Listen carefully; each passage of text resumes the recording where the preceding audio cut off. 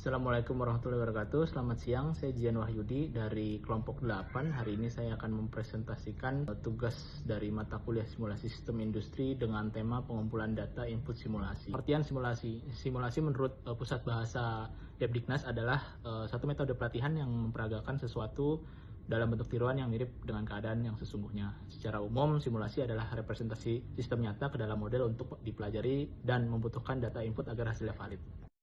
Peran data dalam simulasi. Data adalah fondasi simulasi. Tanpa data, model hanya berdasarkan asumsi subjektif. Data membuat simulasi lebih realistis, menggambarkan kondisi nyata, dan memungkinkan hasil simulasi diuji secara dievaluasi. Kebutuhan data. Data yang dibutuhkan adalah variabel-variabel penting yang mempengaruhi sistem. Contohnya adalah waktu proses layanan, jumlah penggunaan, kapasitas sumber daya, serta biaya operasional. Data inilah yang menjadi input utama dalam membangun model simulasi. Jenis data input. Ada kuantitatif, kualitatif, deterministik, dan stokastik.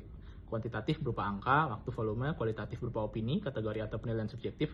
Deterministik adalah data yang nilainya pasti dan tetap, sedangkan stokastik adalah data acak yang bervariasi, misalnya kedatangan pelanggan.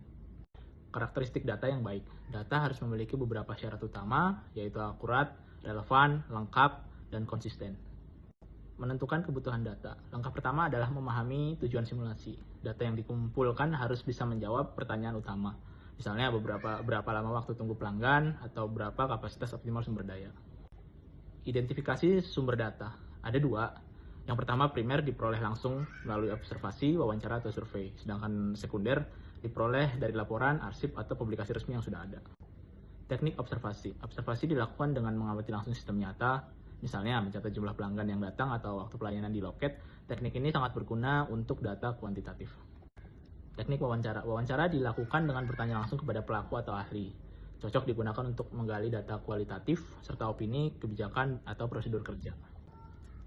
Teknik survei. Survei menggunakan kuesioner untuk mengumpulkan data dari banyak responden sekaligus. Teknik ini efektif jika kita ingin mendapatkan pandangan umum dari sekelompok besar orang. Teknik dokumentasi. Menggunakan data laporan atau arsip yang sudah ada sebelumnya. Cocok untuk mendapatkan data historis, misalnya data transaksi bank dalam setahun terakhir. Pengolahan data. Setelah data terkumpul, dilakukan beberapa tahap. Ada 3 tahap di sini. Yang pertama, data cleaning atau membuang data yang salah atau tidak relevan. Yang kedua, data coding, memberi kode atau kategori untuk memudahkan analisis. Dan yang terakhir, data tabulasi, yaitu menyajikan data dalam bentuk tabel atau grafik agar lebih mudah dipahami. Analisis distribusi data. Distribusi data digunakan untuk memahami pola. Bisa berupa distribusi frekuensi atau probabilitas seperti Poisson, eksponensial, dan normal. Distribusi ini sangat penting dalam simulasi stokastik yang melibatkan data acak. Pembuatan data asumsi. Jika data tidak lengkap, dibuat asumsi untuk menyederhanakan kondisi nyata. Asumsi membantu model tetap bekerja meski ada keterbatasan data. Misalnya, rata-rata kedatangan pelanggan 10 orang per jam, rata-rata waktu pelayanan 5 menit per nasabah, dan sistem diasumsikan berjalan tanpa gangguan. Validasi asumsi tidak boleh asal dibuat, harus logis, mendeteksi kenyataan, dan diuji dengan data lapangan agar hasil simulasi tidak menyimpang jauh. Tantangan dalam pengumpulan data dan solusi mengatasi tantangan ada 2. Yang pertama, pengumpulan data sering terkendala oleh beberapa hal. Misalnya data tidak tersedia, biaya pengumpulan data tinggi, responden sulit ditemui, atau waktu yang terbatas. Beberapa cara mengatasinya yaitu dengan menggabungkan sumber data primer dan sekunder, menggunakan teknik sampling agar lebih efisien, serta melakukan cross-check antar sumber untuk memastikan keakuratan data tersebut.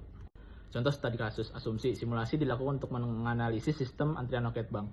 Data yang dibutuhkan antara lain waktu kedatangan nasabah, waktu pelayanan tiap nasabah, serta jumlah teller yang tersedia.